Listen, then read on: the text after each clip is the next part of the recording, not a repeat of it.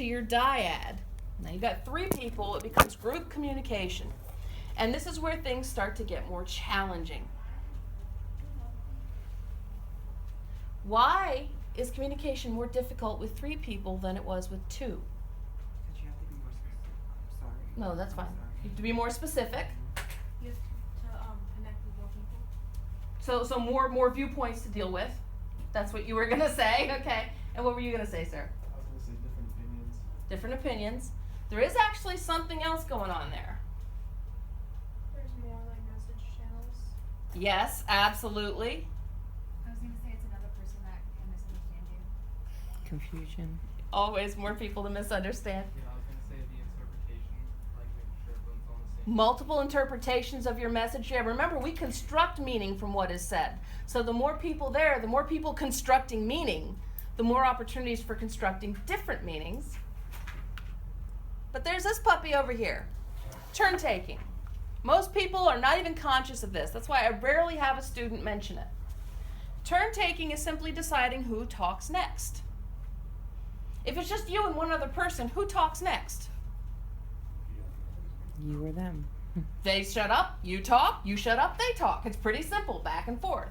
But once you add that third person, now you've got a little negotiation going on for who talks next. And the more people you add, the more complicated this gets. We usually do it non-verbally. So, you're with a group of people, you want to speak next, you might do something like lean forward, open your mouth a little, try to indicate, or even maybe put up a finger saying, I want to talk. And if you're the one talking and you're about to finish, you might actually just kind of sit back and signal, hey, I'm done, and look at the person you expect to talk next to sort of pass the baton.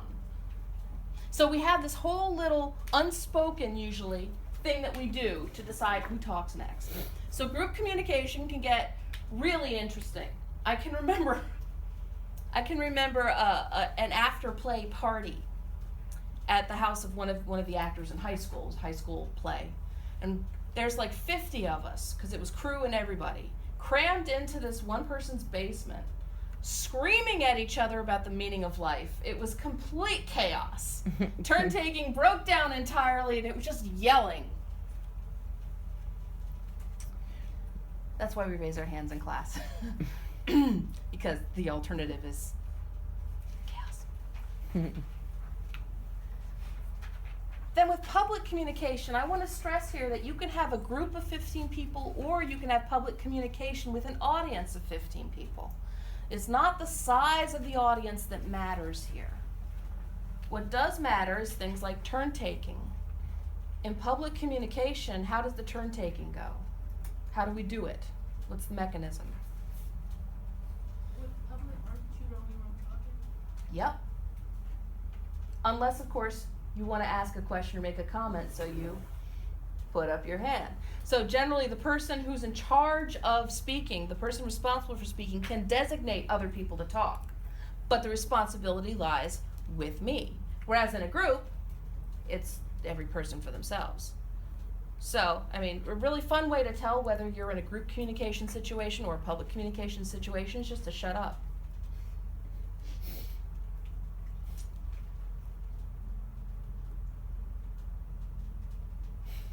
Yep, definitely public. Okay, next is mass communication. Now, we usually think of mass communication as mass audience, and yeah, a big audience is part of it, but there are actually some other important features here that are also over there on the board. So first of all, mass communication travels through a medium. So we use some piece of technology to carry the message. So there's a separation between the speaker and the audience. So that technology could be a billboard, it could be a television, it could be, computer, but there's something between you. Along with that piece of technology, there's usually someone playing the role of gatekeeper. Think of a gatekeeper as a newspaper editor. The gatekeeper will take the message, change it any way they see fit. They might shorten it, they might rearrange it, they may change words. They might kill the message entirely. So they can have a huge effect on the final message that goes through to the listener. And finally, a mass situation has restricted feedback. Not as restricted these days as it used to be, but if you want to tell me you don't like what I'm saying to you, how could you do it? Right now, if you hate what I'm saying, what could you do? You could walk out. You could say something. I'll send you an email. You could send me an email later. Put your earphones in. Put your earphones in, pull your phone out, start texting. Suggest something like different. Yeah, so making a comment or trying to derail me, yeah? Go to sleep. Yes, it could be as simple as putting your head down and passing out. Giving me feedback could be as simple as changing your facial expression. Like, I can tell, this class is much more engaged than my last class. They were seriously this far from unconscious the whole time. Painful, okay? And that gives me feedback, so I can adjust, I can adapt, I can alter my message until I'm reaching my audience the way I wish to. Now, what if I'm on television? You're watching me on TV. None of those things will work except possibly the email one, okay? So a lot of things just won't work anymore. If you want to give me feedback, you've got to go out of your way. You've got to track down my Twitter handle, for example, which turned out to be surprisingly effective at sending feedback. But you have to go out of your way to send me a message to say, hey, I don't like it, stop it. So restricted feedback.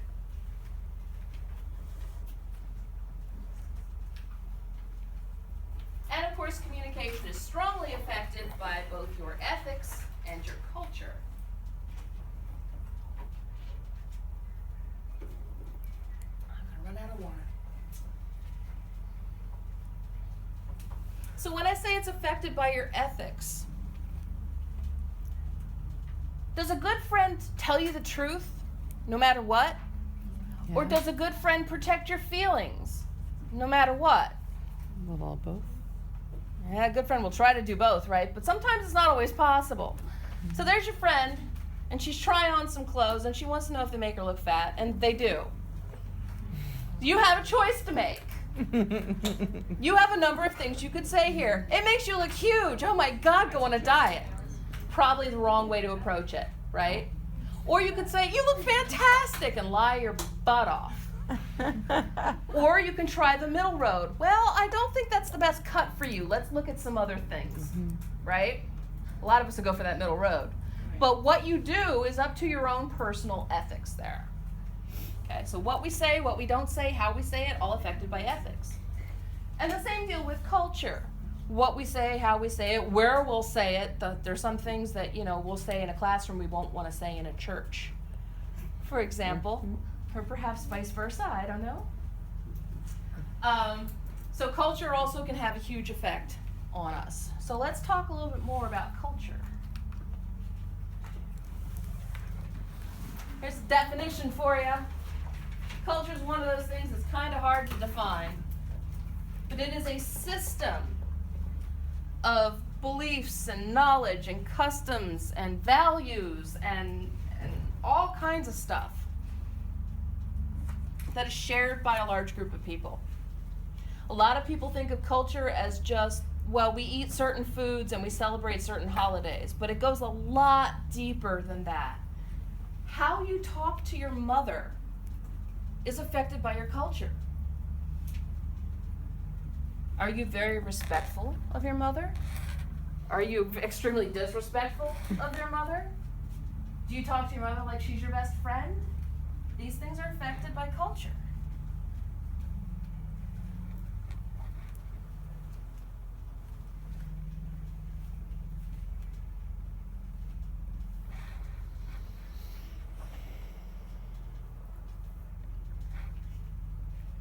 And within the greater culture, we often form subgroups based on various differences. So co-cultures, a group that is set apart from the parent culture in some significant way. Sometimes it's religion. You can think the Amish or Hasidic Jews. Sometimes it's hobbies. Gamers, for example, all know what pwned means. My people. My people know what pwned means. Skateboarders also have their own co-culture. So it's a number of different things that can actually set you apart and cause you to bond with others. And frequently we develop not exactly our own language, but perhaps our own dialect, our own ways of dressing, our own ways of relating. All of that stuff can vary. So typically we'll belong to one or maybe two cultures if you've got parents from two different cultures, and a number of co-cultures.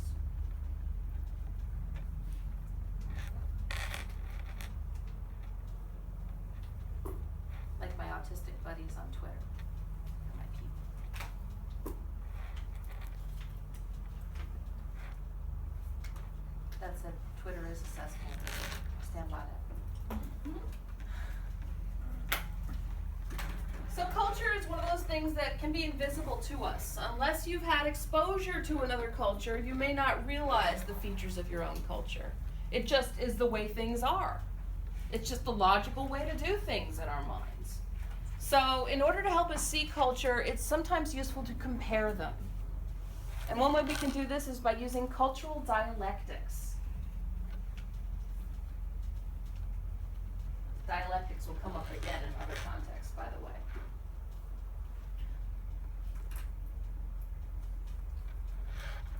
I'll let y'all catch up and then we'll talk about dialectics. Mostly I just like saying that word, dialectic. Makes me sound smart.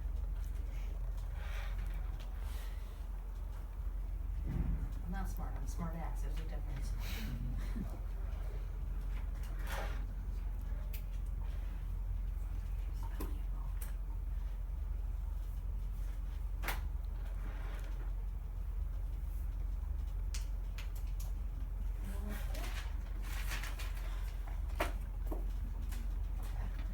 Alright, so a dialectic, if you think of it this way, it's more or less a continuum.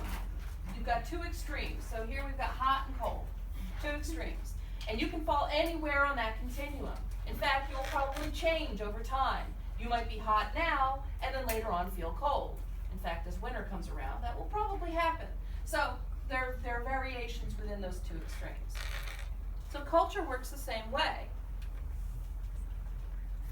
So we'll take these one at a time. These are all in your textbook. So if you don't understand any of these, please, please, please refer to chapter 1 in your textbook. So first is high power versus low power. This is power distance. It refers to the difference between you and somebody in position of authority over you. So how respectful are you of your teachers, for example? So that student who called me a motherfucker to my face, that wasn't very respectful. No. We'll come back to that. So power distance, how you treat somebody in an authority position over you. High power distance means there's a big difference between the two of you. So you're very deferential, you're very respectful of that person. So you may call them by their title. Those students who are uncomfortable calling me by my first name and they call me Professor Shade instead, they typically reflects a more high power distance culture, high power distance attitude. Whereas low power distance, you're more of an equal. So you may call me by my first name, you may joke around with me, you may even call me a motherfucker when I give you a quiz. I don't recommend that, by the way. It was hilarious, but let's not repeat it, okay? It was a glorious moment, though. I was so stunned by it, I didn't even respond. I just kind of laughed. I was like, I can't believe she just did that. So low power distance, more equals. High power distance, very deferential, a lot of difference. Do you think, in general, the United States is more high power distance or more low power distance? Low? So if you met the president, you go up and go, hey, Donnie, how's it going? No, I was about to say No. depends on who's in office. Yeah. Very fair statement, yeah. So it can vary a lot by different situations. You might be very deferential of a political figure and very disrespectful of a teacher or a supervisor at work, or vice versa, depending on your political attitudes. It does vary quite a bit. Next we have individualistic versus collectivistic. Do you remember that question, how would you spend $1 million? You all gave a very American response. A lot of you said you would spend it on yourselves. That's extremely individualistic. Thinking about yourself first and foremost. If instead you thought, hey, my town really needs a playground, I'd spend some of the money on that, you're more collectivistic. Anybody think something like that? You build something for your town? A couple of you? All right, it's more than I usually see, so well done. This is why a lot of Americans hate group work. Every man for himself works really terribly in a group. Keep that in mind when the group projects roll around. Yeah, we tend to be very individualistic in this country. Next is competitive versus nurturing. So this one has to do with the values that the culture considers important. So competitive culture will value things like status, power, aggression.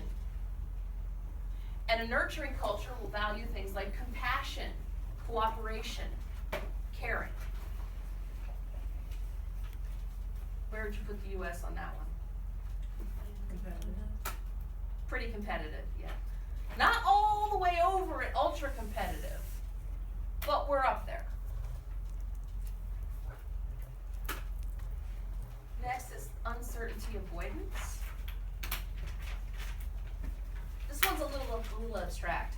With uncertainty avoidance, what we're talking about is how comfortable you are not knowing what happens next. If you really want to plan, if you really want to know exactly what steps are going to occur next, how this is going to work out, you have high uncertainty avoidance. I'm like that. I really want to know. I really want to know. I get really anxious if I don't know what happens next, particularly in the doctor's office. I really want to know. So I have high uncertainty avoidance. Whereas if you're comfortable just going with the flow, whatever happens, happens, let's play this out and see what happens, that's low uncertainty avoidance.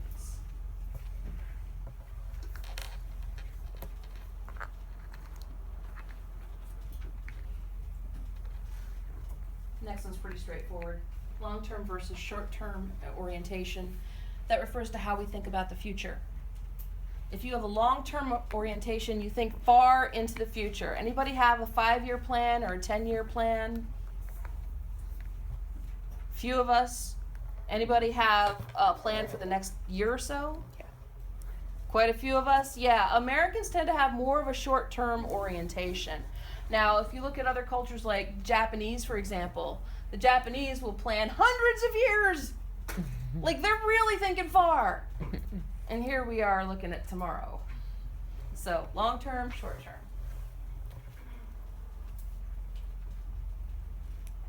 Next is high context versus low context. Now, this one can sometimes give students a little trouble. You all remember what context is, right? All that stuff around a moment of communication. So this refers to how important the context is to our communication. High context means we rely on the context a lot. We're highly reliant on the context. So the context will carry most of the message for us. Whereas low context means the context is of little importance and we'll actually tell everything. We'll spell it all out. We'll use lots and lots of words, lots of detail. So you could take that communication out of that context, plunk it into another one, and it would still make sense. So let me give you an example. This is high context. Hey, hon, would you get me the... No, the blue. Yeah, thanks. What just happened? Without the context, you have no idea. I just sounded weird, right? Well, I sound weird anyway, but I sounded weirder than normal. So high context means you need that context to fill in those gaps. If you'd seen that I was sitting on my couch, surrounded by papers, clearly grading papers, I was pointing at a bookcase and there's a blue book on the bookcase. Now you know what I was saying. You need the context to complete the message. For an example of low context, look at a bottle of shampoo. Open bottle, pour a quarter-size amount into your palm, work into seriously, it's step by step, it's painful. Very, very, very low context. And then there's an 800 number. And if you run into trouble. So low context, lots of words. High context, very little detail. And finally, indulgence versus restraint. Sounds like exactly what it is. Some cultures are more indulgent. They'll do things for fun. They'll do things for pleasure. And other cultures value restraining yourself. I think some Asian cultures have a lot of restraint when it comes to showing emotion. If you're too quick to laugh, they think you're silly and frivolous. And of course, Russians think Americans smile way too much. So, definite cultural difference there. Smiling is good for your health, though. So, you should probably smile. Fun fact, smiling even has health benefits if you don't feel like smiling and force yourself to. Seriously, in the experiment, they had people put pencils in their mouths to force them to smile, and it actually improved their health factor. Crazy, right? Oh, I'm full of useless knowledge. Trust me. So wound up. You do the same lecture 3 times in a row in a 3-hour time span. See how punchy you get. Okay, problems. Problems with communication. The first one may be a bit unfamiliar to you, ethnocentrism. Ethnocentrism means you think your culture is better. So when you come up against another culture, you expect them to change and do things your way because your way is right, their way is clearly wrong. They need to alter. So this can cause a lot of problems. It can cause a lot of animosity. It can cause the ethnocentric person to not just simply not listen, not be open to learning new ways of doing things. And it shuts down communication is the end result. Then there's prejudice. That's simply having a negative attitude towards a group of people. So if I said, for example, I don't like green people, that's prejudice. Green people don't exist. It's a hypothetical example. I don't want to offend anybody, so I don't like green people. Then there are stereotypes. Keep in mind, stereotypes can be positive. It's simply an idea you have in your head about a group of people. You put them into a category. So, green people are all lazy. Even if it's a positive stereotype, this can cause a problem with communication because you're making assumptions about individuals based purely on their group membership. If I walk up to a random Asian person and say, "Hey, come fix my computer," they're not going to be happy with me. And finally, discrimination is a little bit different from the other three in one important way. Who can guess what that difference is?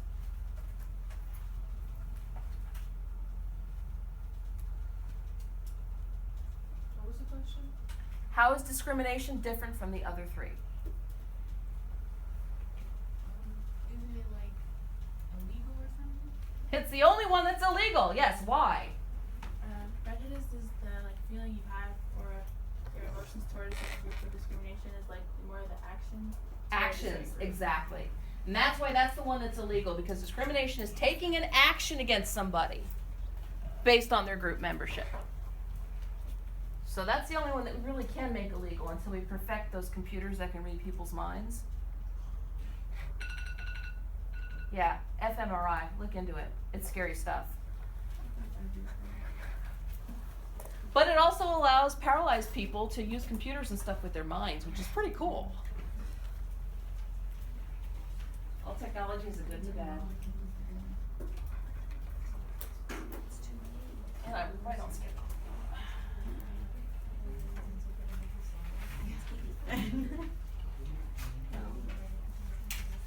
So for you who couldn't or didn't get onto Blackboard last night, or who got into Blackboard too early before I had a chance to actually put the assignment in there because I didn't realize until later I had to put it up.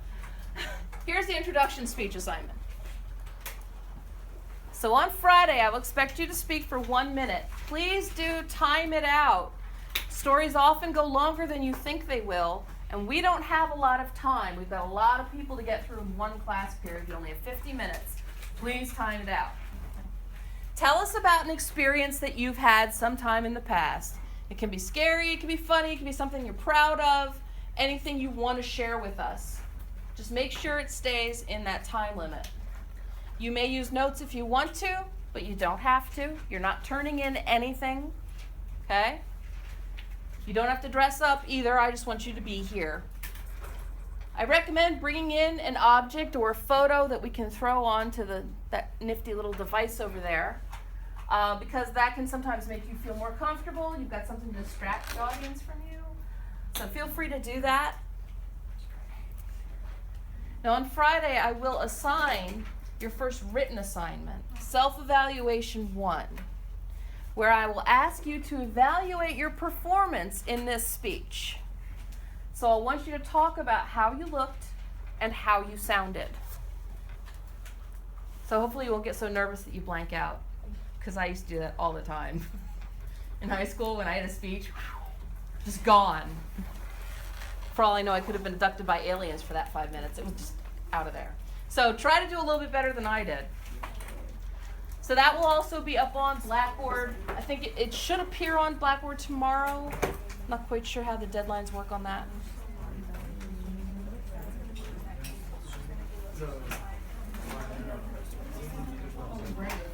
Any questions?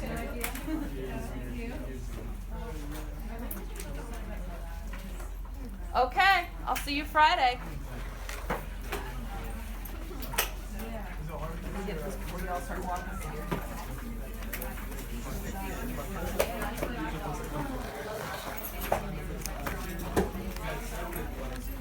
Okay, now, it's the little white and the brown one. It's like, how many meters?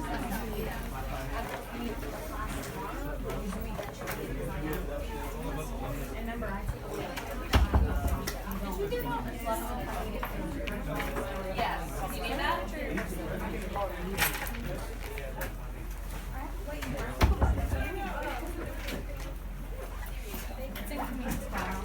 Is it the one that came with the big stack? No, it is. Because I didn't get the big stack. Then it's not that. But send me a picture of your thing. So I'll tell you what it's going on. Or I can just tell you the. Send me a picture of it. Okay. I'll do it when I get to my. That's okay. What do you have left?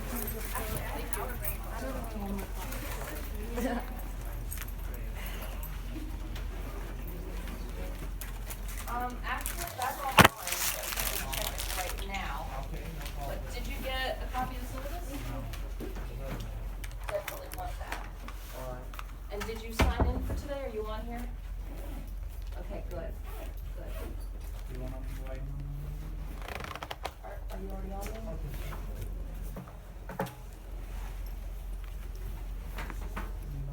All right, put your name on there. Here. And then I'll make sure you're on my register. So, Do we have any, besides the speech on Friday, do we have anything else? Any book reading or any other things? just the speech. Just Just the speech. speech. Yeah, I figured that's that was enough. Yeah, okay, no. I mean, if you want more, I could probably assign some. No, I'm good. Thank you so much. So take a look at that. Yeah, sure. Thanks. As far as the book goes, do we need the book or? If you want to get a good grade on the quizzes and exams, yeah, you do. Okay. Does it matter if it's the actual book or can it be the book? You can get the ebook. Okay, alright, sweet. Have a good day. Yes, this class lets you see when I get all punchy. Yeah, After 2 other classes. I was a little fired out. She could tell you I was a little Yep. fired out of the can today. Good job, though.